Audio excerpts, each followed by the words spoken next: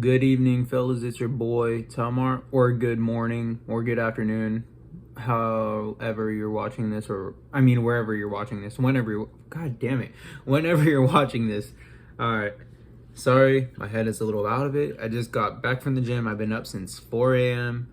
and I just wanted to get this story time out for you guys because there, everyone wanted the jump that Dutch story.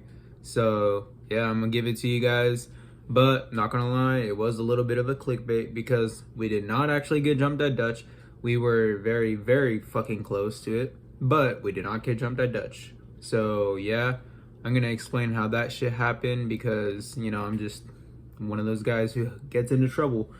So in high school, I always hung out with these older guys. If you see me around school, like back freshman or sophomore year, then you would know that. But if you have not been with me in school when I hung out with these guys, then you would probably see it on my Snapchat story, etc. Honestly, yeah, they're on my Instagram too. So I'm hanging out with my typical group of friends. We decided to go to Dutch this day, which was nothing new. We always went to Dutch, even if it was literally at 4 in the morning, which is when this took place. It was around 1:30 to 2 in the morning, somewhere around there. So we were all like, yo, let's go hit up Dutch. So we were like, fuck yeah, we'll go hit up Dutch. So it was me, Gerald, and I don't fucking know what's another good name. Baron, yeah, me, Gerald, and Baron. So it was us three plus these other two girls who were with us, and we were like, "Yo, let's go hit up Dutch." We went to go hit up Dutch, the one in Roseville. So we go.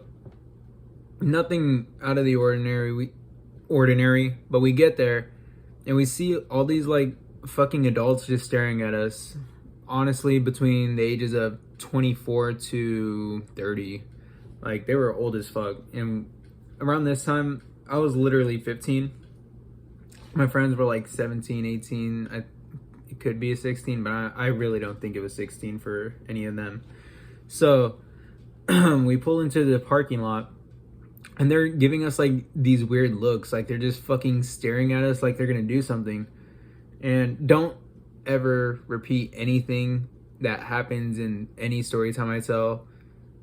But yeah, for some reason, my friend Gerald, Gerald was the name I gave him. So my friend Gerald, he decided to roll down his window and say, "What the fuck are you looking at?" Because he, like, at the time, I'm not gonna lie, he wasn't even thinking. I don't think any of us really were, but he definitely was not thinking. I wasn't gonna say shit like that. Neither was Baron. So he says that, and the other couple of people they had with them turned their heads because they thought we wanted to start a problem, but they were staring at us like they wanted to start a problem. So that's why my friend Gerald did that, which I do understand. But come on, why the hell would you do that shit? So after he does that, we park. They're all staring at us, and we're like, fuck them. They're not going to do anything. If they touch us, we're literally under 18, so we're chilling. So we go sit down at the table. One of the older dudes comes up. He acts like he's ordering. And then he goes, "Hey, which one of you fucking said that?"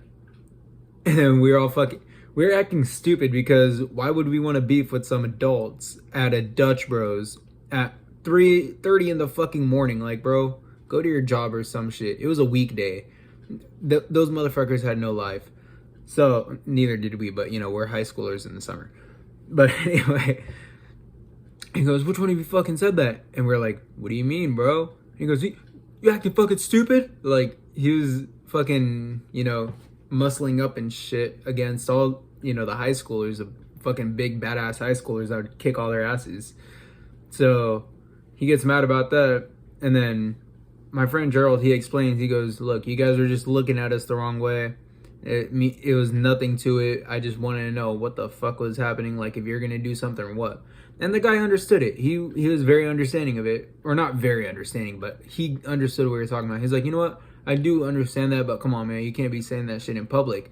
Like, you know, it was kind of like a mutual type of thing where he goes, yeah, we're kind of in the wrong, but you were in the wrong for also saying that. So we understood. We were in an agreement. And then this fat little fucking troll looking dude, I'm not gonna lie, he kind of looked like a troll with like fucking long hair. If you ever seen Fat Nick, actually, if you ever seen Fat Nick, he looks like that but shorter. He was the one that wanted to be the fucking tough guy of the group. So he goes, what do you say? He was like, if you have anything else to say, say something else. It was some shit like that. Oh wait, no, he said say something else. And then he started talking some more shit like, yeah, why don't you come in the fucking parking lot where there's no cameras and shit? And in our minds, we're like, bro, are you fucking kidding? You guys are in your fucking 20s and 30s trying to end beef, like straight fucking end it right then and there with high schoolers. Grow the fuck up, get a job, do whatever. Stop living at your fucking parents' house in Roseville. So, my friend Baron, don't do this shit. He wants to be smart ass, so he goes something else. So this motherfucker comes running full speed, like it was pretty fast for a short fat guy. So he comes running, hauling ass, and then he like fucking thrusts his arms back and just fucking pushes my friend Gerald in the shoulder.